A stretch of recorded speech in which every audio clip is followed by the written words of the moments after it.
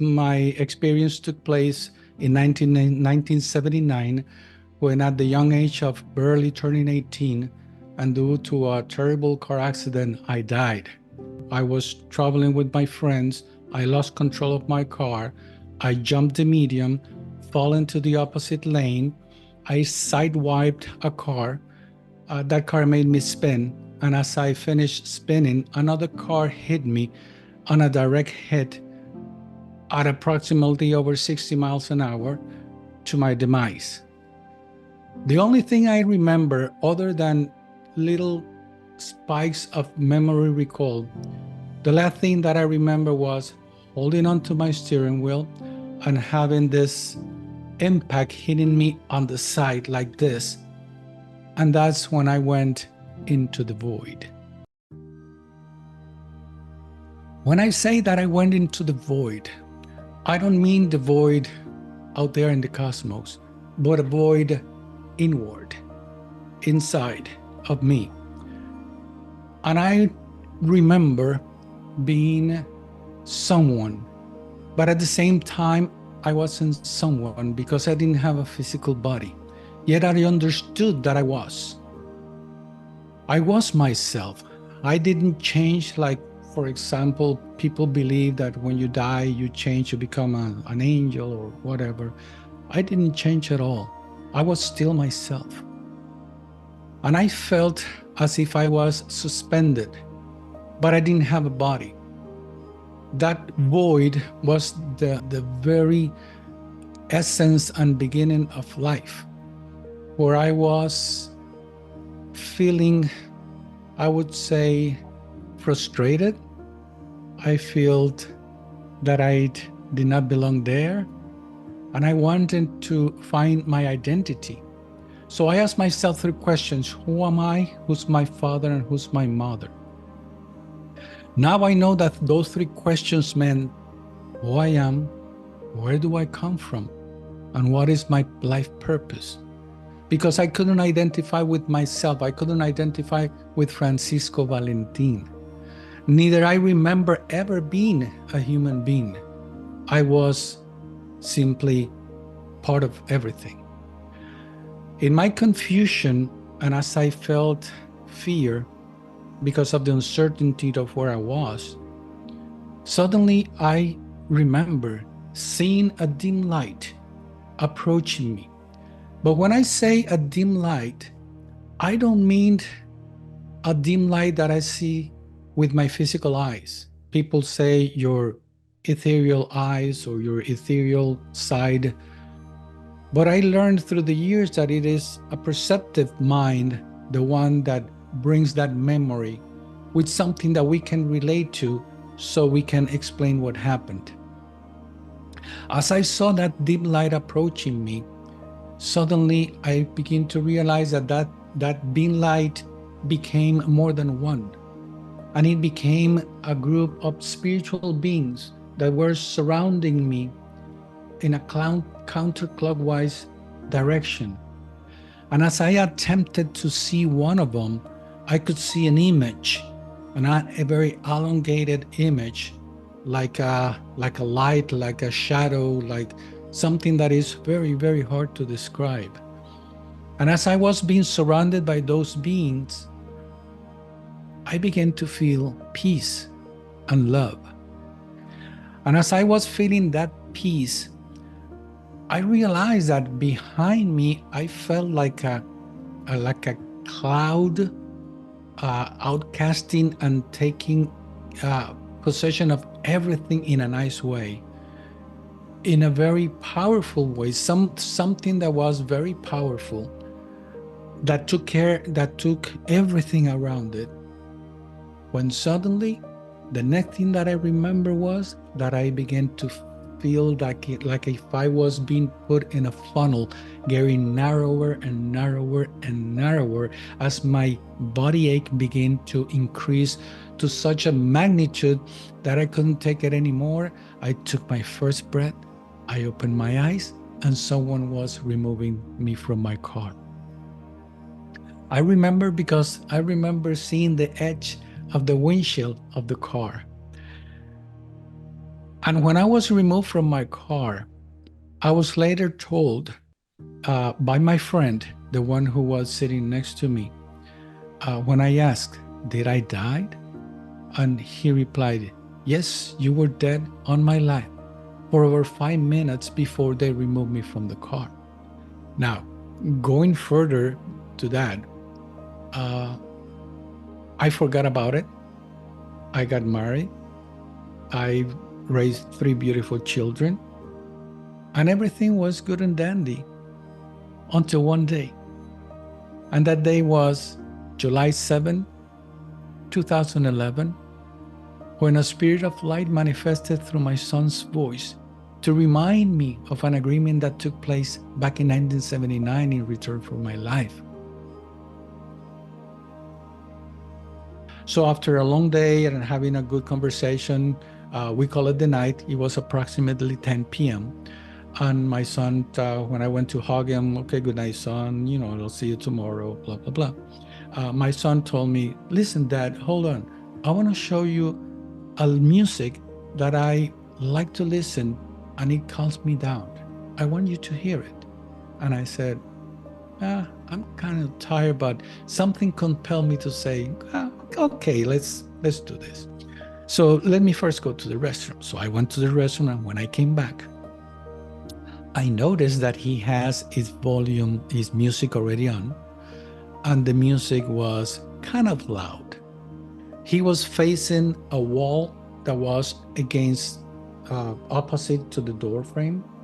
And as I approached the door frame, he was with his eyes closed, and he suddenly said, "Hey, Dad, listen, look, I can hear and I can see orbs all around me." And I said, "What do you mean?"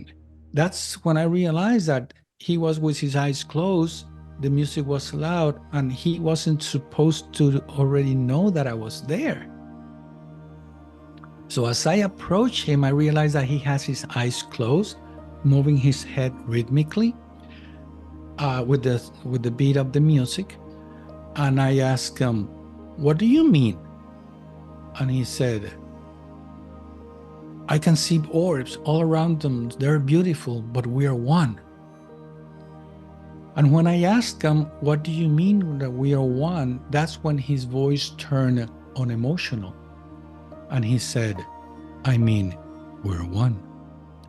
So I kept asking stronger questions, and I kept getting an answer. And that's when I realized that I was not talking to my son, but to someone else, because the answers were way too accurate. And my son didn't know much about the subject that I was bringing. I could not believe what just had happened. And I understood at that point what happened to me. A few more questions were asked, and a few more other answers were given. And the answer to that is a transcript that I received, which I'm compelled to give at every lecture that I give or every interview. And it goes as follows. If we ever understand that we are one infinite mind, endlessly expanding through the physical and spiritual world, limitless, then we will understand that the physical world is only an illusion. But the physical world, being an illusion, is not where we come from. Our true nature is spiritual. And our spiritual nature does not belong to the ether or here or there. It belongs inside us. Inside of us. And that's the part that we cannot see. This is the part that we need to feel without the physical senses. Life is one. Experiences many. As I already explained before, life is one. It's one continuous life. And experiences are many. The problem with humanity is that we keep reincarnating here in this earth plane. And we are in this, what I might call, treadmill to nowhere. We keep reincarnating and reincarnating and reincarnating here in this earth plane because we don't know anything else. What we have been conditioned to believe is that, oh, life is one. Experience it as much as you can. Take full advantage of life because life is only one. And that's not so. Life is one, experience is many, but it's because you keep reincarnating and reincarnating, reincarnating. The reincarnation process is the balancing of the soul. For example, it's called, have you heard of the word karma, for example? Karma goes along with reincarnation. And karma is the process of rebalancing the soul from the wrongdoings and good deeds that you make. I mean, people say, oh, but why everything that with karma is bad? It's not bad. There's a lot of good karma. Is that nobody talks about good karma because it's a taken. I mean, it's good karma. Who's going to complain of good karma? Nobody complain of good karma. And good karma is, for example, your ability to do things, your ability to have compassion or love or caring. That's good karma. Good things happen to you because you do good deeds. But when people get in trouble is when they do something wrong, and karmically speaking, you have to rebalance the soul. It's like the law of cause and effect. You do something wrong, guess what's going to happen? Something is going to happen to help you learn not to do what you did. So the reincarnation process is never ending. However, when people make reference to wanting to break reincarnation or break karma and not wanting to reincarnate anymore, you can do so. But in order for you to do so, you have to change your ways. You have to stop doing a lot of the things that we keep doing. And one of the golden rules is do not do harm to anyone, because any harm that you do to someone is doing harm to yourself. So if you follow the part, and if we are one and you do harm to others, you're doing it to yourself. And as long as you keep doing harm to yourself, you have to rebalance and rebalance and rebalance. It's like when you were a kid that you did something wrong and your parents told you not to do it again, and you did it again, and guess what's going to happen? You're going to get spanking or punished or whatever, or it's going to be taken away from you, any privilege that you were given. You do it again, it's going to happen again. You do it again, it's going to happen again, until you learn not to do it again. My message to humanity is to start changing your ways. We have been, like I said before, we have been reincarnating over and over again, and we haven't done much about it. We need to start changing our ways, being good to one another. Don't do harm to anyone because you're doing harm to yourself. And my job is to help you get that better understanding through the transcripts, which I receive, perceive, and transcribe from a group of ascended masters that are rather be called the collective forces of knowledge and wisdom. Through the transcripts, you can better understand everything that I have been explaining in this interview, and it's available to everyone. All you need to do is log on to thetranscript.org, get the subscribe to receive the transcript, and that information is going to help you better understand how the physical and spiritual world works